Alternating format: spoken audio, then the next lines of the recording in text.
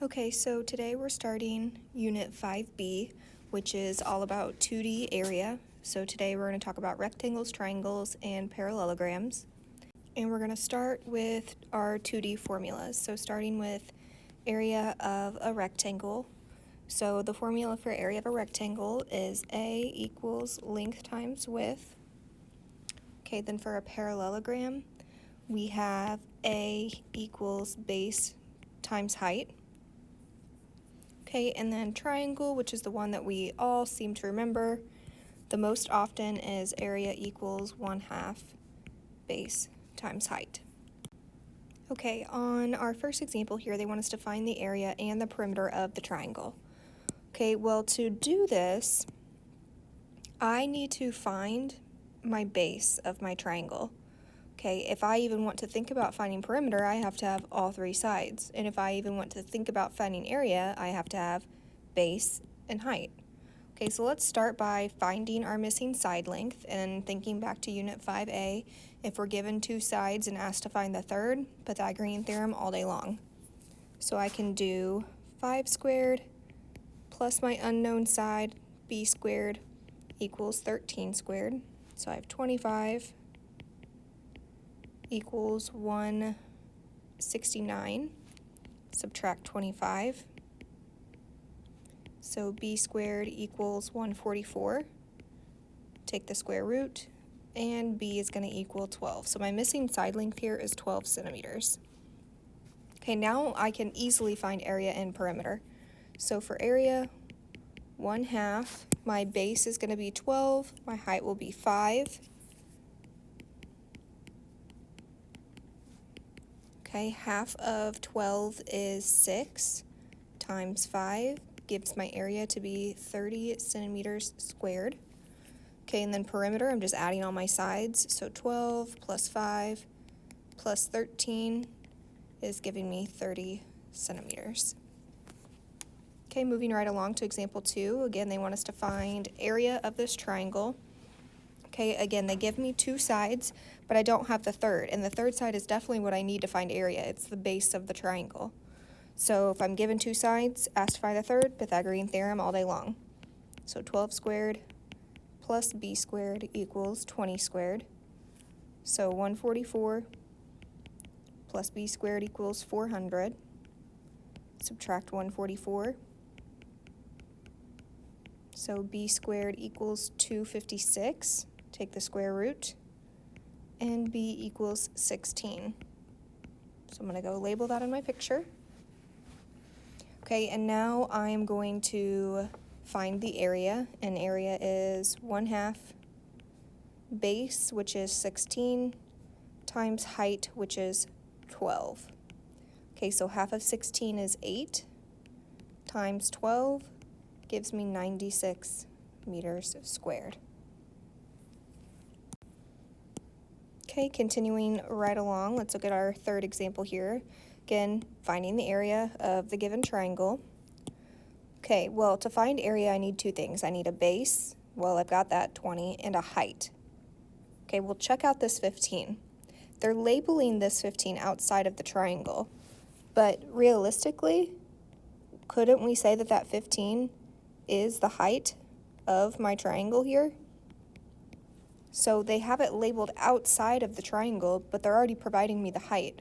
So I don't need to do any calculations to find any piece of this like I did on example 1 and 2. Instead, I'm ready for just plugging them into the formula. So 1/2, my base is 20, and my height is 15. Half of 20 is 10, times 15 gives me 150, and they don't give me any units here, so I'm just going to put plain old units squared. Okay, example 4, they want me to find the perimeter and the area of this rectangle. Okay, well, I don't think I need to do many calculations to find missing sides, because all I really need for a rectangle is one length and one width. And I've got that. So area equals, my length would be 9 times my width of 4, which is giving me 36, and again, no label, so just plain old units squared. Okay, perimeter. If I know that this width is 4, then this one over here will be 4 as well. And if I know that this length is 9, that means this length up here will also be 9. So I'm taking 4 plus 4 plus 9 plus 9 and getting 26 units for the perimeter. Oops, not squared, just plain old units. Okay, example 5, they want us to find the perimeter, they say given the perimeter being 32 inches, find the area of the following rectangle. So this is one where we're going to have to kind of work backwards. So they give me the whole perimeter being 32. Okay, and then they give me essentially expressions for the length and the width here. So I know that if this width is x plus 2, then this width over here has to be x plus 2. And I know if this length is x, then I know that this length up here also has to be x. Okay, so let's set up essentially an algebraic expression then. So I have x plus 2 twice, and perimeter tells me I'm adding all my sides together, and I have x twice.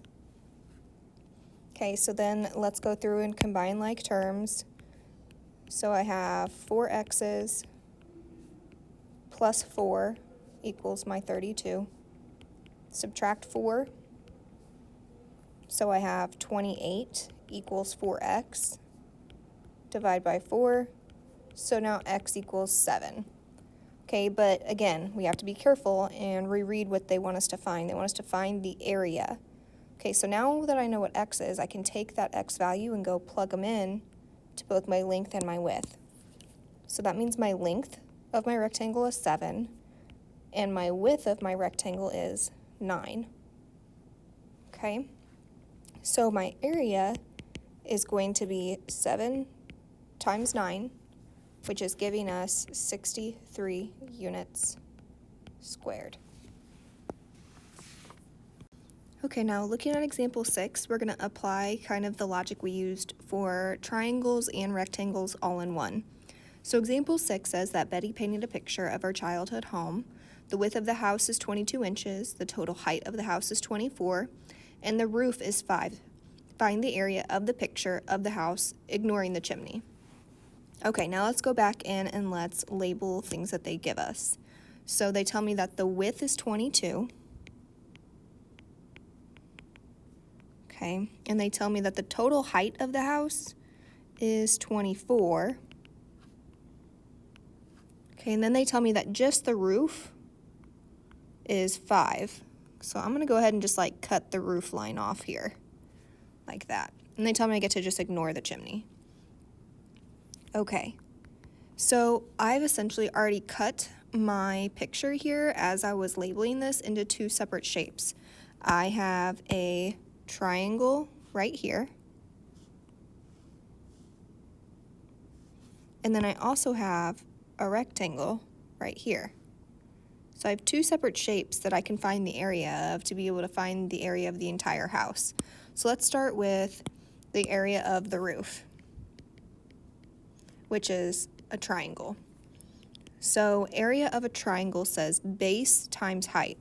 Okay, well if I know that the width essentially of this house was 22, then that means the base of this triangle up here is also going to be 22. So 1/2 times 22. And they told me that the roof was 5 inches tall. The height of it was 5. Okay, so half of 22 is 11 times 5 is telling me that the triangle is 55 inches squared, just for the triangle. Okay, now let's find the area of that rectangle. So that says length times width. Okay, well I already know that the width of that whole house was 22. Now the question is for the length. Well, they told me that the total height of the house was 24, but just the roof alone was 5. So I need to know what is just essentially this much of it if I take out 5. So if I subtract 5 from that 24, so essentially subtracting out the roof from the total height of the house, then I know just that rectangle is 19. Okay, so again, back to my area formula, I knew that The width was 22 and the length is going to be 19. So if I multiply those together, we should be getting 418 inches squared. Okay, so now if I want to know the total area for the whole house, I can take the area of that triangle and add it to the area of that rectangle. So 55 plus 418 gives us 473 inches squared for the whole entire house. Okay, so then it says that Betty replicates the house 3 times on a canvas. And it says if the canvas is a rectangle that is 30 inches by 115 inches, how much area of the canvas did Betty not paint yet? And we again get to ignore the chimneys. So they're telling me that the width of this rectangle canvas is 30 inches and the length is 115 inches. So first of all, let's just find the area of this canvas. So area, canvas. So it's a rectangle, so I can take my length times my width to give me 3,450 inches squared. Okay, now I already know the area of one single house. The area of one single house is 473. So that means each of these houses is 473. So if I take 473 and times it by the 3, because there are 3 houses, I get 1,419. Okay, so if they're wanting to know how much canvas has she not yet painted if she already painted the houses, then let's just subtract the total canvas area from the house area. So she still has 2,031 inches squared left to paint. Okay, so therefore, she did not paint 2,031 inches squared. Okay, moving right along to example 7, they want us to find the exact area and perimeter of this parallelogram. Okay, there's that keyword exact that we have seen a lot in the last unit. That should be cluing you in to radicals, and if we end up with radicals in our problem and they use the word exact, that most likely means that I need to be leaving a radical in my final answer. Okay. So let's think about the formula for area of a parallelogram. So that formula says that area equals base times height. Okay, now let's examine our picture. In the picture that we're given, we know the base of a parallelogram, but we don't know the height. So I need to use this extra information of some sort to help me find the height. Okay, well, we're going to draw on a lot of previously learned information here. So what did we know? Think back to like when we learned about parallelograms. What did we know about the angles of a parallelogram? Okay, well, we knew that our opposite angles are congruent. So if this angle is 60, then by default, that one's going to have to be 60 as well. Okay, let's think about this. I need to find the height. So this piece right here. Look at this triangle that I already have going on right here. If I know that this is 90, this is 60, then by default, this angle up here is going to be 30. So I have a little baby 30, 60, 90 triangle.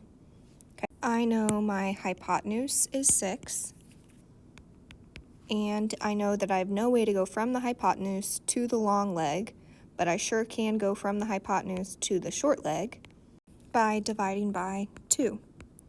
So that makes my short leg 3. So then I can go from the short leg to that long leg by multiplying by the square root of 3. So that makes my long leg 3 square roots of 3. Okay, so now I have figured out what the height of my parallelogram is. It is 3 square roots of 3. So now I'm ready to plug that stuff into the formula. So area equals, my base was 10, times my height, which is 3 square roots of 3. Okay, now again, they wanted exact answers, so now I've got a radical going on, so I have to leave a radical in my answer. So I can multiply the numbers that are outside the radical to give me 30, and that square root of 3, there's nothing to combine with it, so it's just going to stay as square root of 3. So my final area here is 30 square roots of 3 units squared. Okay, now let's find the perimeter of this. Okay, well, if I know that this base is 10, that's going to make this base 10.